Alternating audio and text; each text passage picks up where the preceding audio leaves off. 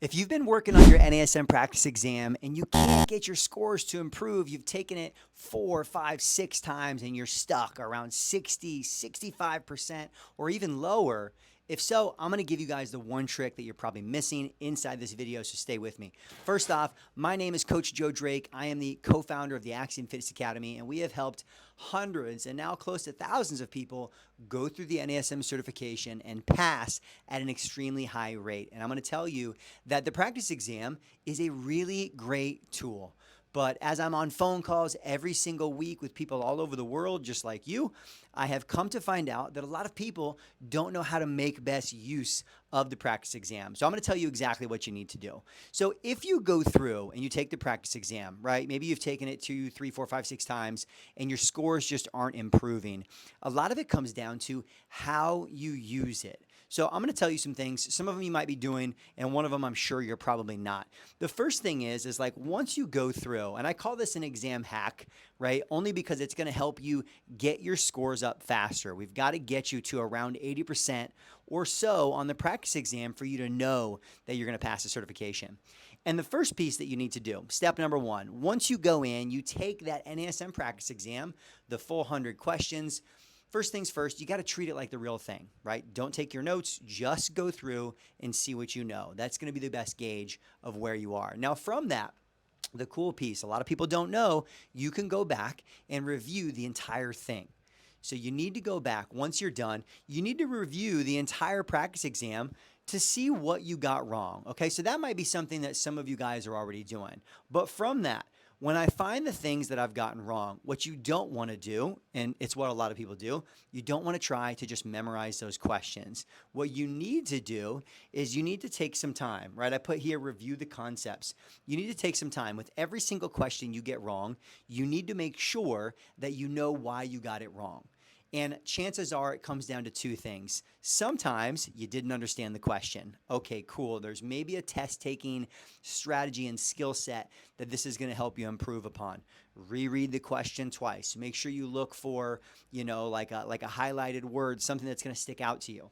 So make sure you understand why you got it wrong. And if it's a concept, then what I want you to do is I want you to actually dive back into the material, go back and watch 1 or 2 of our videos or find some good content on YouTube and make sure that whatever concept you got wrong in the question, you're now like, okay, I understand that. Cool, I'm going to move on. Now that is where most people stop, and this is where the next level of magic really happens. And what we have our students do at the Axiom Academy is we have them also in a separate notebook, right? As you're going through and you're reviewing these questions in a separate notebook, make sure and take note of the questions, not just what was the question, but what was the topic area. Because what might happen, or what oftentimes does happen, is once you've completed that entire practice exam, you get through it and you realize, wow, like maybe I missed these 15 questions and 10 of them were because I just didn't understand the question. So when I'm going through and I find the ones I got wrong, I'm going to write down didn't understand the question or something like that, or got tripped up on the wording. And that way okay, cool, that's why I got that one wrong. The other thing that'll happen is you're usually going to find probably 2 or 3 trends. So I say here, the next step after you're reviewing these concepts is you got to make note of the trends. Are you missing a lot of questions on plyometrics? Are you missing a lot of questions on overactive and underactive? Are you missing a lot of questions that actually rely upon your memorization of muscular anatomy? All right. So from my experience with our students, usually gets down to 2 or 3 topic areas, and now you know what to improve. And this is the challenge. When you just keep taking the practice exam on end, sometimes people's scores actually start going down because they just start going crazy in their own head. And they're like, Joe, it won't go up. But the key is you got to take these couple steps. And if you do it, I can tell you your scores on the practice exam with this method will improve probably every single time you take it. Because what you're doing, you take it, you review all the questions, you get better at taking tests, which is a skill, let's be honest.